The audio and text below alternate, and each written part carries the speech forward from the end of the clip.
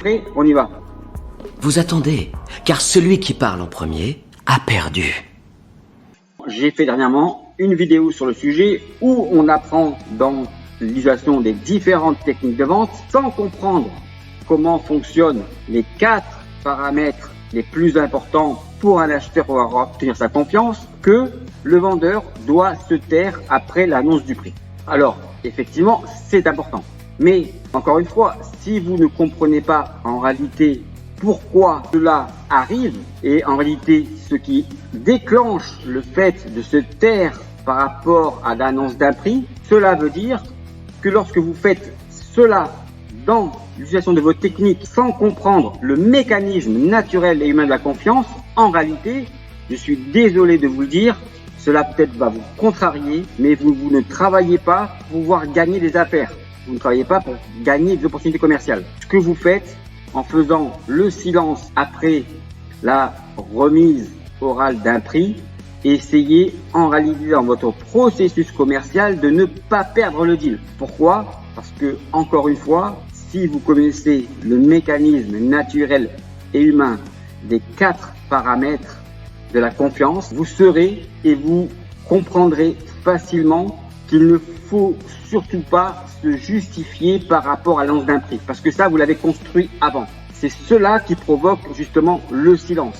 Ne vous justifiez pas par rapport à l'annonce du prix que vous venez faire. Mais pour faire cela, il faut l'avoir fait correctement dans les différentes phases de la découverte et de la démonstration ou de la présentation. On continue ? Je suis désolé, je vous remercie de votre appel. Il faut vraiment que j'y réfléchisse et que j'en parle avec ma femme. Est-ce que je peux vous rappeler? Ils savent plus quoi faire. Faut qu'ils y pensent, faut qu'ils en parlent à leur femme ou à la petite souris. Voilà, ils savent plus quoi faire, il faut qu'on en parle avec ma femme, etc.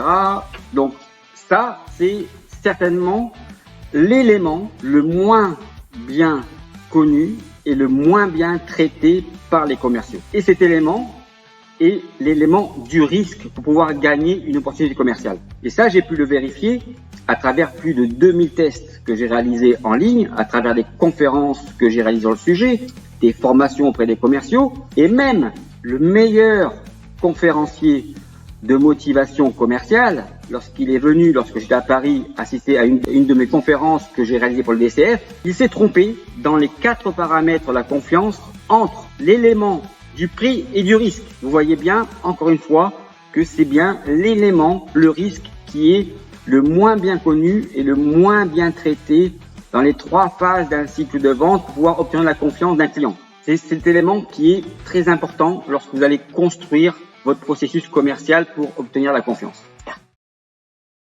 Là, on s'en fout de ce qu'ils disent. Le seul truc qui les retient, c'est qu'ils n'ont pas confiance en vous, les gars. Et pourquoi ils auraient confiance? Regardez-vous, une bande de pauvres vendeurs véreux, pas vrai?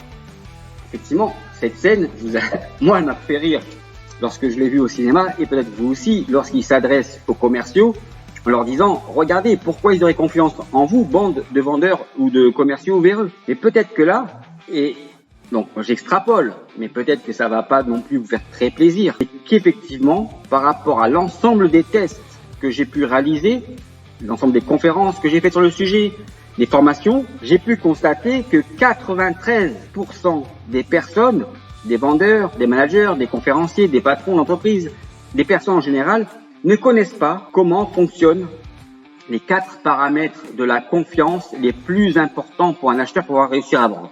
Et donc, quand vous ne savez pas comment fonctionnent les 4 paramètres les plus importants, vous pensez que pour pouvoir réussir à vendre, il faut mentir, bidouiller, tricher pour pouvoir obtenir la confiance de vos clients. On continue ?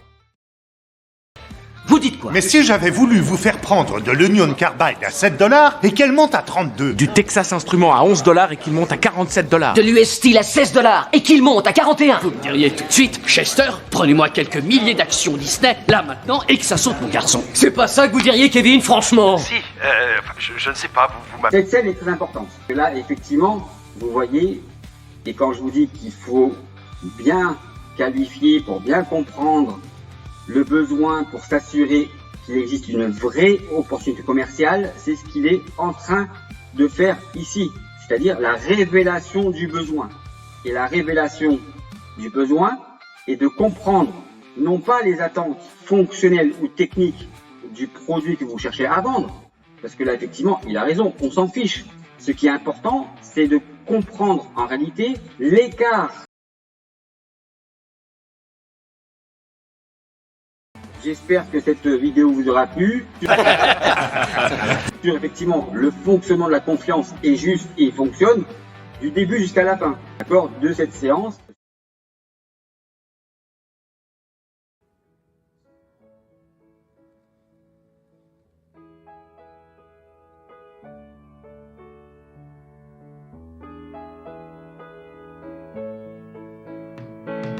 Voilà.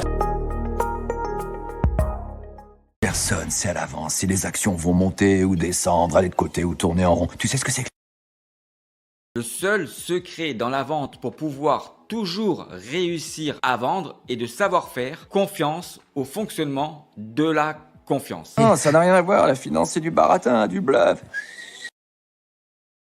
Si vous voulez qu'un client puisse vous faire confiance pour acheter vos produits et vos services, c'est à vous, les vendeurs, de savoir si vous pouvez justement faire confiance à vos acheteurs pour qu'ils puissent acheter vos produits et vos services. Voilà le seul moyen de pouvoir toujours gagner vos deals.